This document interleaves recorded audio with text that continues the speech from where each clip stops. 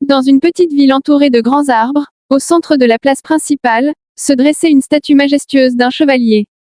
Depuis des générations, elle était la fierté des habitants et le sujet de nombreuses légendes locales.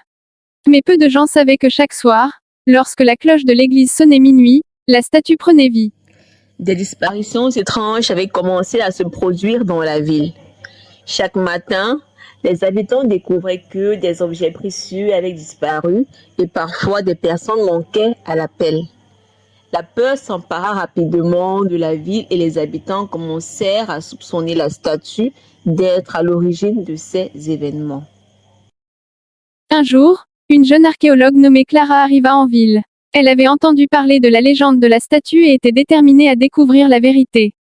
Son arrivée coïncida avec une nouvelle vague de disparitions, ce qui attira l'attention des villageois sur elle.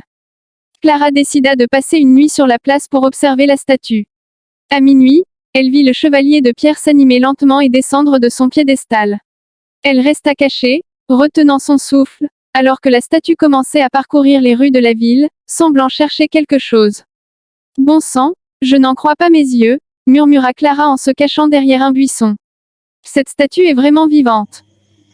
En fouillant dans les archives de la bibliothèque locale, Clara trouva un vieux journal appartenant à un ancien prêtre.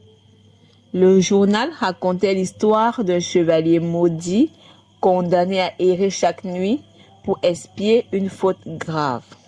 Clara réalisa qu'elle devait découvrir la nature de cette faute pour briser la malédiction. La présence de Clara et ses recherches suscitèrent des tensions parmi les villageois. Certains voulaient détruire la statue, croyant que cela mettrait fin aux disparitions, tandis que d'autres pensaient qu'elle devait être protégée. Clara essaya de convaincre tout le monde de lui laisser le temps de résoudre le mystère. « Écoutez-moi », implora Clara lors d'une réunion publique. « Je suis certaine que cette malédiction peut être levée.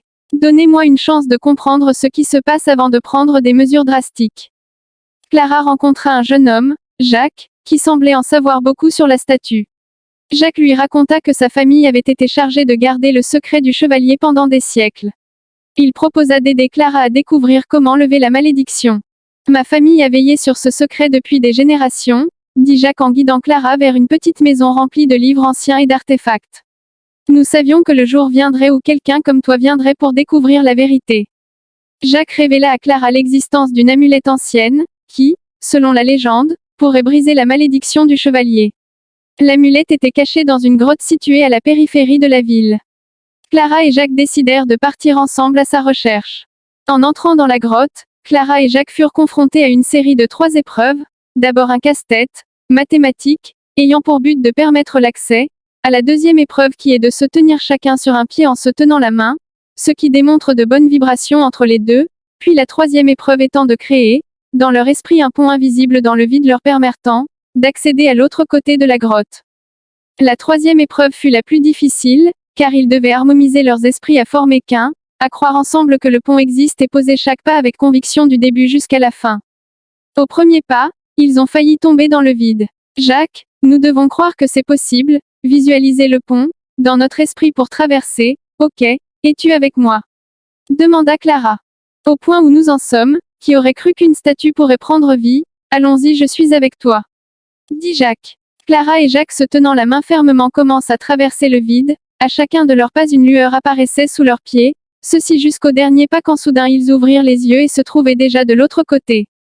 Finalement, ils trouvèrent l'amulette, mais leur succès fut de courte durée, car ils réalisèrent qu'ils n'étaient pas seuls. « Qui va là » s'exclama Jacques, brandissant une lampe à huile pour éclairer les ombres mouvantes de la grotte. « Calme-toi, Jacques, nous devons rester concentrés, répondit Clara, ce sont que les reflets de nos ombres dans le noir, essayant de dissimuler sa propre nervosité.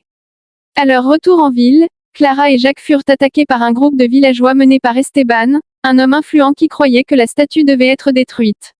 Esteban voulant s'emparer de l'amulette, mais Clara parvint à lui échapper et à se réfugier dans l'église. « Vous ne comprenez pas » cria Esteban, ses yeux, remplis de colère et de haine. « Cette statue est une malédiction pour notre ville. Elle doit être détruite. Et vous ne comprenez pas que la destruction n'est pas la solution » répliqua Clara, désespérée. « Il y a une autre manière, une manière de briser la malédiction sans causer de mal supplémentaire. » Jacques et elle, réussir à échapper à Esteban en se faufilant dans un ancien réseau de tunnels sous l'église, puis à regagner la maison de Jacques. En étudiant l'amulette, Clara découvrit qu'elle devait être utilisée par un parent proche du chevalier, celui-ci devait la lui remettre en main propre, pour briser la malédiction. Le rituel devait être accompli à minuit, au pied de la statue, et nécessitait une grande preuve d'amour. En étudiant de près l'amulette, elle vit un symbole particulier qu'elle avait déjà vu quelque part. Dans les livres de Jacques, elle reconnut ce symbole dans l'un en particulier où, l'histoire racontait, qu'un chevalier était tombé amoureux de la sœur du roi, et de cet amour, était né un enfant illégitime, car la sœur du roi, était déjà mariée. Merlise, la sœur du roi, malgré ses nombreuses tentatives de faire croire à son époux, que, l'enfant était le sien, en vain. Car plus il grandissait, plus l'enfant était différent physiquement de ses autres frères et sœurs. Déjà enfant, il avait une carrure d'athlète, les yeux verts comme son père et les cheveux rouges et frisés. Le mari de Merlise, n'arrivant plus à supporter cette trahison et les regards moqueurs des gens du royaume, décida de tuer l'enfant. Lorsque Merlise l'apprit, elle supplia son frère, le roi, de l'aider. Non, je ne peux pas t'aider, il est ton époux, je ne peux et ne dois pas m'en mêler, dit le roi. En larmes, tu es mon frère, et nous avons le même sang, ne permets pas qu'un innocent, ton neveu, perde la vie si prématurément, à cause de mon erreur, répondit Merlise. Le roi resta silencieux un moment, puis appela l'un de ses chevaliers de confiance, pour amener l'enfant, très loin du royaume. Lorsque, le mari de Merlise se rendit compte que l'enfant n'était plus là, il se mit dans une colère noire, et décida de jeter un sort au chevalier avec l'aide d'une sorcière, pour le transformer en statue de pierre, pour augmenter son supplice. Cherchera son fils toute sa vie, sans jamais le trouver. Voilà, c'est pour ça que j'ai eu l'impression qu'il cherchait quelque chose lorsqu'il prit vie, c'est son fils qu'il cherche. Malheureusement, il n'est plus dans ce royaume, et vu qu'il prend vie à minuit et doit revenir à sa place à 5h30, il n'a pas vraiment le temps d'aller loin, au-delà du royaume, pour trouver son fils qui sûrement, à l'heure actuelle aurait, plus de 50 ans. Ainsi, Clara réfléchissait à haute voix. Nous devons retrouver cet enfant, dit Clara. Il a fallu faire des recherches sur son nom qui a été changé, sur celui du chevalier qui l'avait amené. Faire le tour des contrées voisines, s'aventurer au-delà des montagnes, arriver dans un minuscule village, bien entretenu où les gens étaient très hospitaliers, les plus anciens connaissaient cette histoire, on leur indiqua d'aller vers la rivière. Là, il trouva une petite maison, entourée d'une petite clôture. Une dame dans le potager, en voyant Clara et Jacques, leur demanda ce qu'ils lui voulaient. Clara et Jacques lui expliquèrent le pourquoi de leur visite. Mais hélas, l'enfant qu'ils recherchent, qui était l'époux de cette dame, est décédé l'année passée, suite à une grave chute, dans les montagnes. Donc, je ne peux point vous aider, dit la dame avec une voix triste. Clara et Jacques, découragés par ce qu'ils venaient d'entendre, sortir de la maison abattue, quand soudain ils entendirent. Maman, où es-tu? Je suis de retour. C'était le fils unique de la dame. En le regardant, Clara vit en lui le portrait tout entier de la description du livre qu'elle avait lu. Il avait une carrure d'athlète, les yeux verts comme son père et les cheveux rouges et frisés. À cet instant, Clara comprit qu'il y a encore un espoir. Ce garçon pourrait être la solution. Le jeune garçon d'environ 18 ans prit congé de sa mère pour suivre Clara et Jacques jusqu'au royaume où se trouvait la statue de son grand-père. Peu de temps avant minuit, près de la statue, le jeune garçon commença à être nerveux.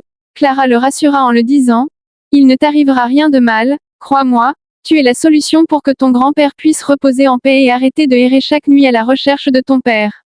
Il a juste besoin que tu le pardonnes de ne pas avoir été avec lui, avec vous, durant toutes ces années. » Dès que minuit sonna, la statue prit vie, et au moment de se mettre en marche dans ses recherches habituelles, stoppa net devant ce visage qui lui était familier. « Jonas, dit-il. » Le jeune garçon répondit: « Jonas était mon père, moi c'est Harris, comme toi, grand-père. » Les retrouvailles furent remplies à la fois de larmes et de joie. Le jeune garçon pardonna à son grand-père son absence durant toutes ces années et lui remettant entre les mains l'amulette, Harris, se sentant plus léger dans le cœur, commença à prendre forme humaine d'un vieil homme très âgé avec de longs cheveux blancs et une barbe grisonnante. « Je te remercie, Harris, mon petit-fils, avant de rendre l'âme de devenir poussière sous leurs yeux ébahis. » Maintenant, Clara et Jacques savaient que leur mission était accomplie. Le jeune homme hérita avec sa mère de la grande propriété qu'avait laissée Harris, l'ancien chevalier. L'atmosphère de la ville changea. Les disparitions cessèrent, et les objets volés furent mystérieusement rendus à leurs propriétaires. Clara pensait que tout était terminé, mais elle reçut un message mystérieux indiquant que d'autres secrets étaient enfouis sous la place. Avec Jacques, Elle entreprit de creuser et découvrit une chambre secrète remplie d'artefacts anciens et d'indices sur d'autres malédictions. Il semble que notre travail n'est pas encore terminé, dit Clara, observant les artefacts avec fascination. Non, en effet, répondit Jacques en souriant. Mais avec toi, Clara, je suis prêt à affronter n'importe quelle épreuve. Ce qui fit rire Clara. Les artefacts trouvés dans la chambre secrète libérèrent des forces qu'il ne comprenait pas. Des phénomènes étranges commencèrent à se produire, rappelant à Clara et Jacques que leur aventure était loin d'être terminée.